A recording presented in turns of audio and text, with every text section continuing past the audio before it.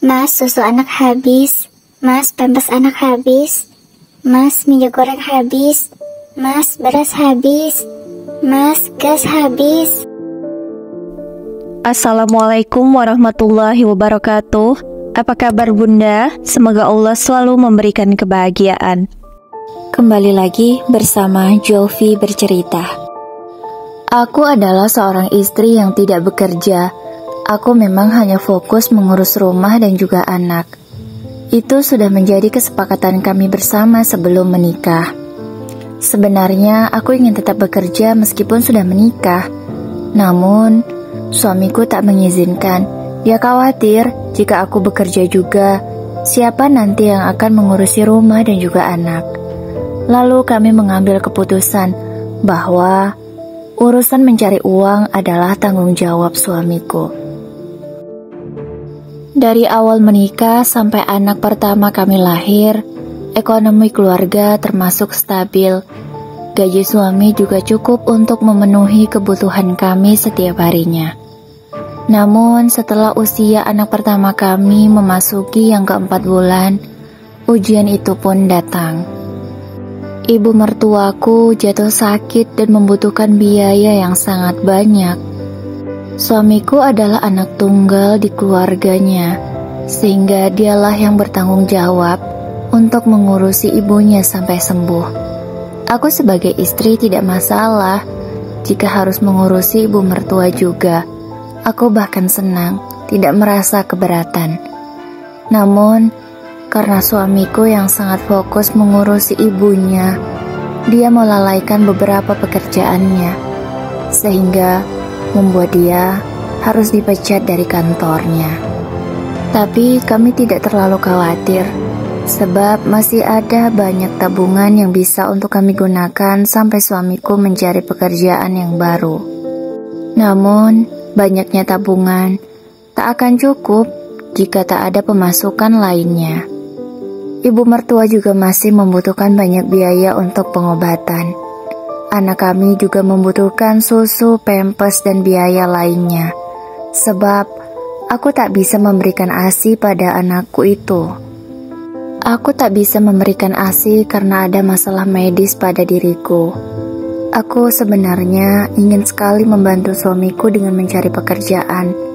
Tapi bagaimana dengan bayiku? Siapa yang akan mengurusnya nanti? Setiap hari aku hanya bisa berdoa dan selalu mendoakan suamiku agar segera mendapatkan pekerjaan yang baru. Tak terasa sudah 3 bulan suamiku belum mendapatkan pekerjaan lagi. Tabungan kami pun sudah sangat menipis. Bahkan hampir habis, tinggal beberapa ratus ribu saja di saldo tabungan kami. Kalau sampai 1 minggu ke depan suamiku tak mendapat pekerjaan, aku tidak tahu dari mana kami akan mendapatkan uang untuk biaya hidup. Hingga 1 minggu berlalu dan uang tabungan sudah habis, tidak ada lagi yang tersisa.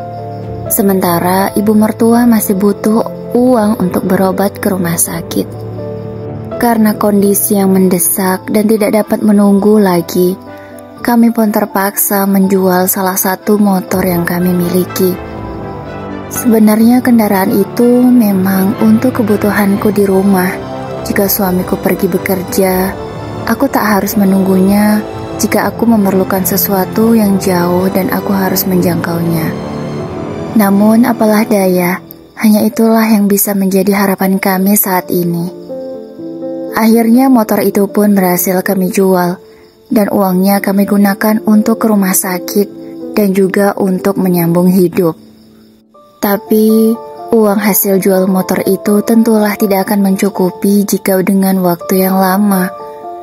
Hanya dalam waktu 3 minggu saja, uangnya sudah habis dan suamiku belum juga mendapat panggilan pekerjaan. Aku benar-benar stres dengan keadaan ini. Bahkan, aku hanya bisa menangis secara diam-diam agar tidak ketahuan suamiku, karena aku sangat sedih melihat kondisi keluargaku. Aku hanya bisa mencari pinjaman kepada saudara karena keadaan memang yang sangat mendesak. Namun mereka juga tak banyak bisa membantu, karena keadaan mereka juga sama seperti kami, pas-pasan. Sebenarnya ada salah satu saudara kami yang cukup mampu, bahkan kupikir memiliki harta yang berlebih. Namun, dia agak berbeda dengan saudara yang lainnya. Dia tidak mau membantu kami sama sekali, apalagi untuk meminjamkan uang dalam jumlah besar. Dia tidak mau. Dalam jumlah kecil saja, dia tidak rela meminjamkannya pada kami. Aku pun hanya bisa pasrah dan berdoa semoga ada bantuan yang datang dari arah yang tidak kami sangka. Di tengah kesulitan yang sedang kami hadapi, aku tak menyangka ternyata saudara yang memiliki ekonomi yang sama pas-pasannya dengan kami, bahkan mereka juga kesulitan dalam keuangan. Mereka tak segan menyisihkan sebagian dari yang mereka miliki untuk membantu kami. Meskipun itu tidak banyak, namun aku begitu terharu melihat usaha mereka. Aku sangat berterima kasih karena mereka mau membantuku saat kami kesulitan. Aku tak akan pernah melupakan hal ini. Aku berjanji pada diriku sendiri, jika suatu saat ketika mereka membutuhkan bantuan, aku akan melakukan hal yang sama. Bahkan jika aku memiliki hal yang lebih, akan kuberi lebih juga. Namun, uang bantuan dari saudara-saudaraku itu tentulah tak bisa bertahan lama. Dalam waktu 2 minggu saja, itu pun sudah sangat kuirit. Sudah habis, tiada bersisa lagi. Kini aku benar-benar sedih, karena semua kebutuhan untuk anakku dan juga kebutuhan dapur sudah habis. Gas habis, beras habis, minyak goreng habis, susu, pampers, sabun anak, dan segala macamnya semua sudah habis. Aku benar-benar sedih. Aku tidak tahu lagi bagaimana caranya untuk memenuhi semua itu. Tak mungkin aku meminta bantuan ke sana kemari lagi. Aku tidak enak hati. Sampai sekarang pun, suamiku juga belum ada panggilan pekerjaan. Bahkan karena dia yang juga stres memikirkan semuanya, suamiku jatuh sakit. Aku hanya bisa merawatnya di rumah ala kadarnya dengan apa yang aku miliki. Bahkan untuk menghemat semuanya, aku sering berpuasa setiap harinya, supaya apa yang aku punya bisa cukup untuk beberapa hari ke depan. Namun untuk ibu mertua, aku selalu memprioritaskan. Aku pun tak pernah menceritakan jika kami sedang ada kesulitan ekonomi. Aku selalu berbohong kepada ibu mertua, apalagi saat dia tahu motor kami dijual. Aku berkata kalau aku sudah bosan dengan motor itu, aku ingin membeli yang baru nanti. Sebenarnya di sela-sela suamiku mencari pekerjaan, dia juga sambilan menarik ojek pangkalan. Meskipun tak besar, tapi lumayan untuk bisa mengisi bensin, supaya bisa kesana kemari mencari pekerjaan. Namun di hari itu, di hari suamiku yang sakit dan semua kebutuhan sudah habis, aku hanya bisa pasrah. Aku tidak tahu bagaimana caranya agar bisa memenuhi semua itu. Suamiku pun bertanya padaku, kenapa aku menangis? Kenapa aku bersedih? Aku pun menjawab, Mas, susu anak habis, pampers, gas, beras, dan bumbu dapur semuanya sudah habis, Mas. Kita tidak memiliki apapun untuk dimakan sore nanti. Aku bingung, bagaimana ibu akan mengkonsumsi obat jika belum makan. Yang ada di otakku hanyalah bagaimana ibu mertuaku. Diriku pun tak aku pikirkan. Aku hanya memikirkan suami, ibu mertua, dan juga anakku. Aku masih sanggup menahan lapar sampai besok pagi. Suamiku pun hanya bisa menangis, meminta maaf padaku, karena dia merasa bersalah sebab belum bisa membahagiakan aku, bahkan hanya bisa membuatku sengsara. Namun, aku katakan pada suamiku, kalau semua ini sudahlah takdir dan kita harus sabar menjalaninya. Kita tidak boleh menyerah, kita harus semangat. Di saat kami berdua sedang menangis, tiba-tiba ibu mertua masuk ke dalam kamar secara mengagetkan. Aku lalu cepat-cepat menghapus air mataku dan juga air mata suamiku. Suamiku yang lemah masih terbaring di kasur, belum sanggup untuk duduk. Aku pun berusaha untuk mendudukkan suamiku. Aku juga senang melihat ibu mertua sudah bisa berjalan dengan lancar, yang tadinya harus selalu dibantu. Tiba-tiba ibu mertua ikut duduk bersama kami di atas tempat tidur kami. Lalu beliau berkata, "Nak, kenapa kalian tidak pernah bercerita jika sedang mengalami kesulitan? Kenapa kalian membohongi ibu? Ibu tahu kalian hanya tidak ingin membuat ibu kepikiran. Tapi ibu ini keluarga kalian, ibu ini ibu kalian. Tidak masalah jika kalian ingin menceritakan sesuatu. Nak, ini ada sedikit perhiasan yang ibu miliki. Gunakanlah untuk modal membuka usaha supaya kehidupan kita bisa lebih baik. Lain kali, ceritakanlah jika kalian memiliki masalah. Jangan membohongi ibu seperti ini ya, Nak," ucap ibu mertuaku dengan nada yang lemah karena beliau juga belum terlalu sehat. Mendengar kata-kata itu, aku tak dapat lagi menahan air mataku. Aku pun menangis lagi, begitu juga suamiku. Aku hanya bisa mengucapkan kata maaf. Aku tak sanggup berkata apapun lagi.